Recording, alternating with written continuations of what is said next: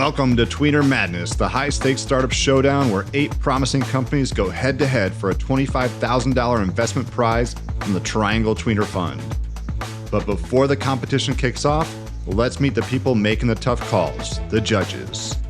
In this special Meet the Judges episode, we're sitting down with the investors and industry leaders who will be asking the hard-hitting questions, evaluating the startups, and ultimately deciding who moves forward in this bracket-style competition. Each round, 3 judges will vote on which startups advance, leading up to the finals in early April, where one company will take home the top prize.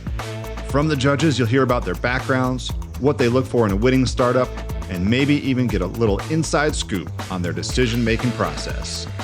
So, if you're a founder looking for investment, an entrepreneur curious about what investors really want, or just someone who loves a good business battle, you are in the right place.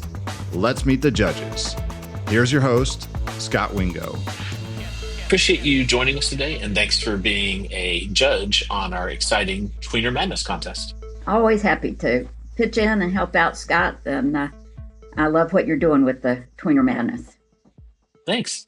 We appreciate all you do for the ecosystem. And this is going to be a short interview with Jan. We actually did a very long one. So if you go to Tweener Talks, you can see the full backstory on Jan. So because we have a long form podcast out there already, let's just kind of jump into Jan, the investor. You're also an operator and you've got like a long, rich history there. But let's talk about your investing background. When did you start investing in startups? And walk us through what you're primarily focused on today when you're investing.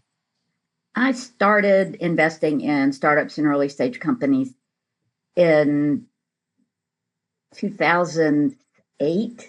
2009. Started out, I joined a board of directors of Showing management services for residential real estate, and made an investment there. And then, of course, invested a lot of time over the years on that board. In 2010, we moved to the Triangle, and I had made a couple of investments in Chicagoland and invested in one company independently here in the Triangle. And then I heard that Triangle Angel Partners was getting organized. And I thought that being in a fund would give me several things that I was looking for. One is better deal flow, more companies, better process. I didn't feel very confident in my due diligence processes. And I thought being able to share the load and do that with other people would help. And then as a newcomer to the community, I also saw it as a great way to get to know people in the Triangle. And all that's proven to be true. So we started TAP in 2011. So that was when I started. I actually tried to count up, but because I'm in TAP 1, TAP 2, and now RTP Angel Fund, I invest through CAN, I'm in Tweener. I kind of lost track. You're in well over, if just for us, you're in 135, and then you probably add in like another 20 or 30. So you're kind of close to 200 investments, yeah. I would imagine, yeah. And I've written separate checks myself into companies that are both in this market and out of this market. But typically it's people that I've known for a long time, in whom I have high level of confidence. It's been really a good, fun thing to do. And as we angels say, we do it to do a little good, help the ecosystem, help entrepreneurs, make a little money. Not all my retirement money is in this pot, and definitely have fun. Yeah.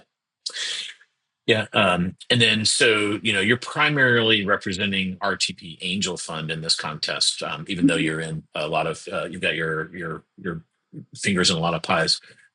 Give folks a quick kind of reverse pitch for what is RTP Angel Fund? When did you guys start? What kind of checks do you write? And that kind of thing. Okay. So RTP Angel Fund is the outgrowth of Triangle Angel Partners and RTP Capital. So TAP had 2 funds, TAP 1 and TAP 2. We didn't have the energy to raise of TAP 3.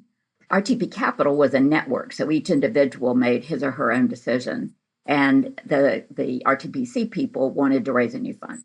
So the 4 of us came together during COVID. I remember it was cold and we were sitting outside at La Farm. And that was Elaine Boley, Mark Friedman, Merle Mason, and myself. And we started talking about this idea of jointly raising a fund. We got serious about it in late 22 and added Ashish Sargolakar from TAP and Mary Musakia from RTPC as other founders, and recruited John Cambier, who I'm sure many people know through Idea Fund Partners, as our fund manager, a fractional fund manager. And we went out and started raising money in the beginning of 23. We had our first close at the end of June of 23 on $3 million, and then our final close in June of 24. So we've been actively investing for about 18 months. Got it. Our check size is 175. We have invested in everything from B2C software to healthcare IT to a med device company to a precision manufacturing company. We won't invest in drug development or Main Street businesses, but aside from that, we're pretty open. Got it. Cool. And about how many investments has RTP Angel Fund made since it started? We've made 8 investments. Our goal was to make 15 in 3 years, and so we're pretty much on track for that. We've got a 9th that's been approved, but we're waiting for the round to come together to write that check. If you know how that goes. Yeah, and if folks want to learn more, it's at rtpangelfund.com. And then, so it's always fun to ask people that have been investing for a long time like you, do you have like obviously you still have a lot still invested, but like what's been your biggest win so far? And then also there's this idea of an anti-portfolio, which is kind of where you said no to something that you now regret because it did so well. Yep. So my best personal return was Showing Time, the company whose board I joined back in 2007. I was on that board for 14 years. And then we sold that company to Zillow for $500 million in the fall of 21. So it's a really nice exit for everybody involved. Locally, I mean, I think Carpe was probably the best for Tap 2. I see you smiling, you know Carpe. Adzert, subsequently Kevel, was the best for Tap 1. Our biggest miss was Pendo. We had a chance to invest in the seed round of Pendo and didn't take that opportunity. And every time I see Todd Olson, I tell him how much I regret it. Yeah, that was one a lot of local people missed. So yeah, it's this is why it's a hard business, because when you first hear these ideas, it's really hard to know what the big ones are going to be and what the small ones are. For people interested in angel investing, like for Showing Time, was that like, you don't have to, I don't want specifics, but the reason we do this is multifaceted. We like to support companies and everything, but at the end of the day, it's not charity. We're kind of looking for a return. Was that one like we talk about, kind of one of the golden things is like a really big outcome is like more than 10x what you put in. So you put in X, and if you get 10x out, was that a more than 10xer for you? Yes, it was. Yeah, it definitely was. And I'd been in it long enough to take advantage of the qualified small business stock capital gains tax exemption as well, which made it even sweeter. Yeah, and what that does, if you're new to this whole idea of angel investing, is it gives the founders and investors, if you hold, 5 years? 5 years. Then you get your first, and this number changes all the time, so go research it, but you get your first $10 million without taxes. So the government tries to incent investment in entrepreneurial activities and gives you a tax break for that, which is very appreciated when you have one of these kind of power law kind of outcomes. Yes.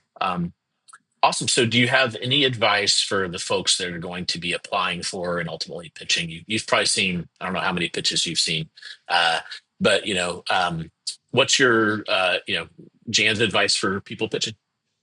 Be sure to cover the how big is the market, what is the opportunity for your company, and if possible, why are you the best people in the world to do this company? There's a great theory about not just product market fit, but founder market fit. And if you have special reasons why you and your team are the best to do this, that's incredibly compelling. Awesome. Thanks. We appreciate you doing this. You're going to see a lot more of Jan here. She's going to be one of our judges in the Tweener Madness.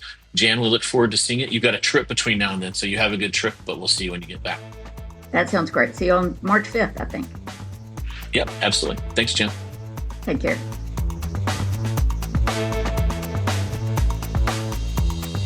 That's a wrap on this Meet the Judges episode. Now you know the minds behind the decisions, the investors and industry leaders who will be putting these startups to the test. As Tweener Madness kicks off, they'll be asking the tough questions, making the tough calls, and deciding who advances in the bracket, all leading up to the finals in early April. Make sure you're subscribed so you don't miss a single matchup. And if you want to follow along with all things Tweener Madness and the Triangle startup scene, head on over to tweenertimes.com. Also, if you're thinking about launching your own podcast or want to bring professional production to your brand, check out Earfluence.com. The competition is about to begin, and we'll see you soon in the next episode.